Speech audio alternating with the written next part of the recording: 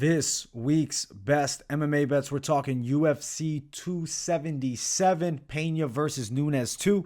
We got a pretty good card coming up. We're going to look at it from a pure betting perspective. Make sure you guys smash that like button. If you're new, subscribe to the channel. Turn those post notifications on and share the video as well. We'll check out the locks, dogs, props, and finish it out with the parlays. We will start first with the lock section.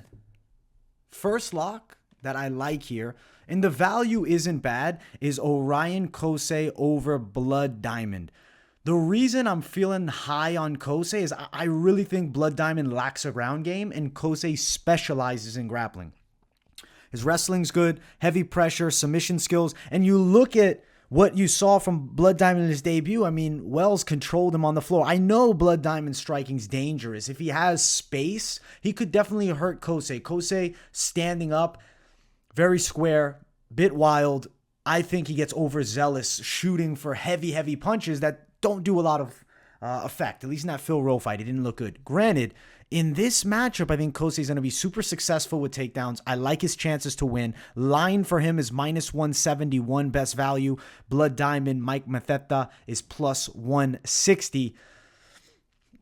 Method of victory I'm leaning towards is Kosei by submission. The line for that is plus 400. I do have a feeling we could go over that round and a half, which is minus 125. But if Blood Diamond's put in a compromised spot on the floor, it could end early. I would really push you towards Kosei money line if you're looking to throw down on him. Maybe a parlay piece. And also Kosei win by submission seems like a pretty viable play. I do see him locking up a sub on Blood Diamond as opposed to the TKO. Not saying it's impossible that he gets a ground and pound TKO, but I think less likely. Kosei is going to start us off with the lock number 1 for this card. Next lock on the card, I do feel like Michael Morales has this in the bag against Fugit, but the line is ugly. Morales seems to be a real prospect with a special skill set. Fugit coming off a big win. I believe Solomon Renfro, he knocked out quickly and looked like a dynamite striker. But you look back on some other fights, there's holes, there's spots where he's getting caught with big punches down the line. I do see him getting touched up by Michael Morales here. Minus 560 though for Michael Morales. He's an ugly favorite. Plus 455 the dog Fugit. I just don't think it's a high likelihood chance. Morales will win inside of the distance. That line is minus 165. Not a great line, but I think a highly likely line. If you go Morales to win by KO, TKO, you're sitting at minus 110. And then Morales by submission is all the way up at plus 500. I definitely lean you towards KO, TKO, minus 110. I don't hate inside distance. I think we're probably ending within 2 rounds with Morales getting his hand raised. Minus 560 money line is unplayable. Under 2.5 rounds, minus 200, I think is a playable piece. If you're looking to throw down on an over-under, I think that could be the one. And I like Michael Morales for a pretty good shot winning this fight inside of the distance. Ground and pound TKO or even a knockout standing. I see him beating up Michael Morales. It's just an ugly money line bet. Lean you towards the props. Lean you towards the under in this one. Next of the locks, one that I actually like a lot this week is going to be Drakkar Klose over Rafa Garcia. I think he's just technically superior. He's quicker. Rafa Garcia, I don't want to say he's basic, but I'm not overly impressed anytime that I watch him fight, besides that he's a strong dude with decent boxing and wrestling. And I mean, he does have a bit of power, not a huge knockout guy, but has pop, and he's a pretty well-built individual. I don't think Klose can throw him around with the grappling, but I think striking Klose definitely has a clear edge, and I think he's technically superior. Minus 205 for Klose, Garcia plus 186. We haven't seen... I don't want to say we haven't seen Garcia look good because he's winning fights still, but I think Klose is going to be too much for him. I don't know about a finish. I see 3 rounds of work for both guys in a not super one-sided, but clearly favoring Drakkar Klose fight. Over 2.5 rounds is minus 220 range. I do think we're going the full 3. Close to win by decision is sitting at plus 120 best value.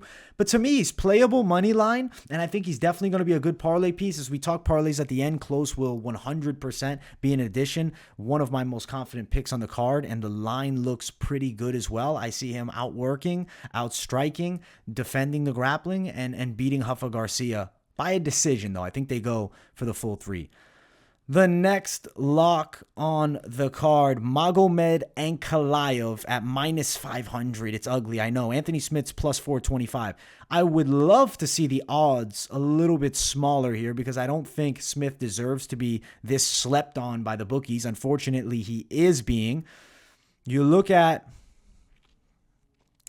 decision, which is probably what I'm thinking, over 2.5 minus 145. I'm picking Ankalaev to win a decision. I think that over piece is not a bad idea. Minus 145. I have a hard time seeing a finish. Ankalaev does have finishing ability, but he's happy to win decisions and outpoint his opponents over the 3 rounds, and I think he's better than Smith pretty much everywhere. Ankalaev by decision sitting at around plus 115. I like Magomed Ankalaev's chances to get his hand raised in this spot. I see him beating Anthony Smith by a decision, and he's probably now the rightful #1 contender in the light heavyweight division. We'll see what happens. I know Yuri Prochazka, Glover Teixeira 2's on the table. Jan Blachowicz trying to put his name in the hat. I feel like Magomed Ankalaev, if he gets a finish, locks his name in, but with a decision, puts himself very close to it. They may hold him off one more. I don't know, but he's beaten the guys. He's beaten them all. Thiago Santos. Now he beats Anthony Smith. He beat Volkan Oezdemir. Magomed Ankalaev is a problem, and his one loss to Paul Craig, he was winning the whole fight. He got submitted late. And Paul Craig, now is out of the picture with the loss to Volkan. I would have loved to see that rematch, and I think Ankalaev would have gave him a lot of problems if they faced off once again. But we're going with Magomed Ankalaev to take it on the cards, win by a decision for him over the game Anthony Smith. Always game Anthony Smith. As far as the locks go, I really feel like that's all I want to consider to be true locks on this card. We got some good value dogs, which I'm excited to talk about. So let's jump to it. It's the dog section. Make sure you guys smash that like button. And let's talk underdogs. Dog #1, Ji Yoon Kim over Jocelyn Edwards. It's not a huge money line, but it's plus 120 in favor of Kim as the dog, I guess. So really it's in favor of Jocelyn Edwards, the favorite, but I don't think Edwards deserves to be the favorite. I think Kim's the better striker technically. I think she's got more power in the hands, better boxing, better footwork. I think she's going to be physically stronger. I've never been super impressed by Jocelyn Edwards' game. I think we're probably going over 2.5, which is around minus 383, and I'm going to say Kim to win by a decision, which is sitting upwards of plus 180 best value, but I like the over in this spot. Granted, it's a really ugly line. Kim is a straight dog attack. I don't think it's a bad idea. It's not a fantastic value side of bets, but I think it's a good play, and I think it's a value. It's one that I'll be on because I like Kim's chances a lot here to beat Jocelyn Edwards. We ride with Kim for the win to start it off with the dogs. The next dog, I think that Rafael Alves is going to give Drew Dober a lot of problems, and I'm leaning on him to win this fight by a submission, upsetting Drew. Look at the odds, plus 170 Alves, Drew Dober, the minus 181 favorite. I like Alves' chances as an underdog, plus 170. Let's see what win by submission's looking like. Alves by submission is plus 475. I think that's a smart prop to touch because I think he'll lock up the neck. He's very good at it. We've seen Dober guillotined in the past. I think he could get guillotined again here. Fight ends inside of the distance. I am feeling, looking at it, it is under 2.5, minus 155. Not terrible. We're going Alves for the win. Upset. In a pretty good line for the upset too. I like submission. I think he can choke out Dober. He's going to have to deal with some dynamite punches and heavy pressure early, but Alves will match him in that, and I think he's going to give Dober a lot of problems here. We're going with Alves as the dog #2. Next dog, Alex Morono over Matthew Selmesberger. I think he can get the W here. He's plus 140 as the dog. Selmesberger, the minus 145 favorite.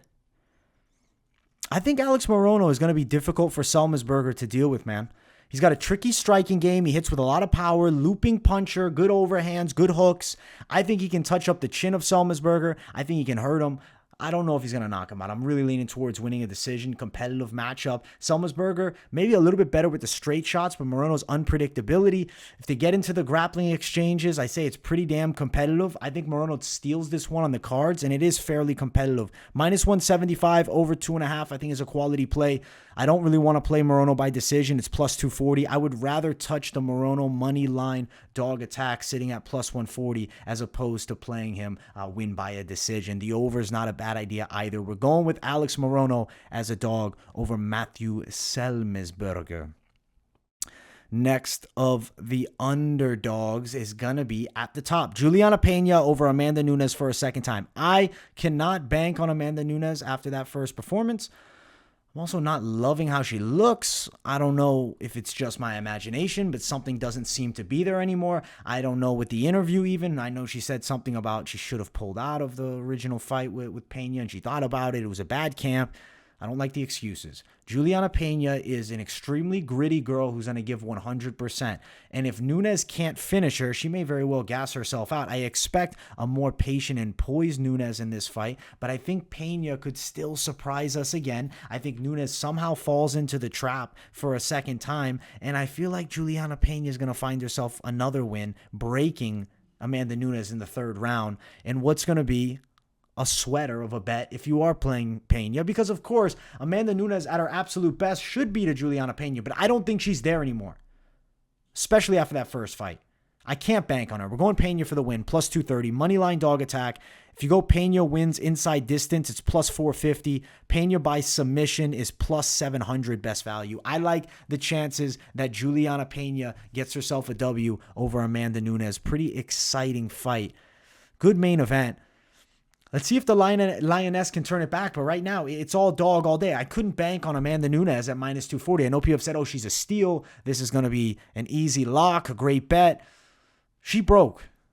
And when fighters start breaking, it's easier to break again. And I think that Pena does the breaking in this spot. Those are the dogs that I really am feeling a lot for this card. I guess technically there is one more, but it's kind of more of a pick'ems fight. It's Igor Potieria sitting at plus 100 under Nick Negumereanu. I'm picking Potieria to win. I actually think he might be able to get the KO in this fight. It depends where you go. This is more of a pick'ems matchup. The lines are incredibly close, and even places have Potieria as a favorite, but I technically have to include him as a dog because you see some plus money there. We'll go Potieria, wins the fight, plus 100. I say he gets it done. Looking at method of victory, it's going to be KO. Potieria to win by knockout is plus 255, and I think he gets it done with the hands. I think his kickboxing from distance style will give Negumereanu a lot of problems, especially the way Negumereanu will press forward without a ton of head movement. I say Potieria touches him up and gets the KO win. We're going with Potieria for the victory. Other dogs, just to really talk about for a moment, maybe Hamdi Abdullah Wahab pulls it off against Dontel, but I have low confidence in it because he's fought nobodies. And you look at the guy that he fought in the last fight, he's beaten him twice, and he looks awful. I watched both of the bouts, and I said, Hamdi hits really hard, but he's fighting guys that Dontel Mays are going to break, and he's going to break those guys in one punch too. He's not fighting any real top-line competition. Derek Lewis is an underdog against Sergey Pavlovich, plus 120 dog, but I picked Pavlovich to win the fight. I did. Do I love it? Maybe not. Maybe we touch up the props. That actually sends us to the prop section, and we'll pull up Derek Lewis and Sergey Pavlovich first as we talk some props, some extra bets, maybe some value lines. Under 1.5 rounds is minus 150. Under 2.5, minus 350. I don't think this fight goes distance here, but you're not playing a minus 600 ends inside distance line. Pavlovich to win by KO, TKO, plus 125 for that one. Pavlovich money line, as I said, minus 132. Let's see what Lewis by KO is. Lewis by KO, plus 175. I think somebody's getting slept. I've been leaning Lewis getting slept. I'm worried that he doesn't have it anymore. He looks slowed down, especially after getting badly knocked out by Tai Tuivasa. He's not super technical. A Russian guy like Pavlovich fights well from distance, good straight shots. I think could hurt Derek Lewis and beat him, especially because he also kind of matches him in that size department too, and he has longer reach. Pavlovich for the win, and I do think could be emphatic fashion. Pavlovich is a problem at heavyweight if he gets his hand raised in this matchup. Next one that I'm feeling, I will talk the Mays and Hamdi fight real quick. I like the over 1.5 here. I actually think we're going a bit long for this one, and minus 160. I don't want to say it's an absolute steal, but it's a pretty good price line. Minus 160, over 1.5. I think a solid idea. Next of the props, Alejandro Pantoja. I think him by submission over Alex Perez could be a fairly valuable line. Pantoja to win via submission, plus 450. I see him potentially catching the Perez neck. Now, it wouldn't be impossible this fight to go the full 3 and Pantoja to take it on the cards, but I think realistically speaking, value, plus 450, touch that line. Get yourself some good plus money. I like the chances of it. Over around and a half, minus 245. Maybe sleep on the over-unders. I think Pantoja does win at minus 177. Perez the dog, plus 165. I'm liking Pantoja with a pretty good chance to get the hand raised, look fairly impressive. And I think he's still a problem and a contender in that flyweight division. And with a win, maybe faces off against the Moreno Kai Kara-France winner. We will talk about this matchup too. Official pick is Brandon Moreno, but I'm not including him in the lock section. I didn't include Kai in the dog section. Minus 200 for Moreno, plus 184 for Kai Kara-France. Moreno to win the fight. Over 4.5 rounds, minus 160, I think is a good play, actually. I like Moreno to win. I like the over 4.5. I think we're going the full 5 for these. Moreno to win a decision is plus 160. I like Brandon Moreno to win by decision. I don't necessarily love betting it. I like the over in this spot. I think we're going the full distance between these guys, and I feel like it's going to be a pretty interesting matchup. I'm looking through the entire card. Is there any other lines that we didn't talk about? We pretty much talked about each and every matchup and potential bets to place for all of them. That leads us to the final section, the fan favorite section, the parlays. If you guys haven't, make sure to smash that like button. And if you're new, subscribe to the channel as we talk about some parlays on this week's episode of this week's best MMA bets. I think Drakkar Klose in a parlay is a pretty smart idea. I see him winning the bout against Rafa Garcia, not Rafael Garcia. Klose, let's see, Klose and Ankalaev and Morales. Where is Morales? There he is. Plus 109. I know it's only slight plus money, but I'm very confident in this hitting. I think all of these guys get wins. You add in Orion Kosei for the value. You're sitting now at plus 219. If you're feeling ballsy, that over 4.5 here I think is a good piece as well. Plus 413.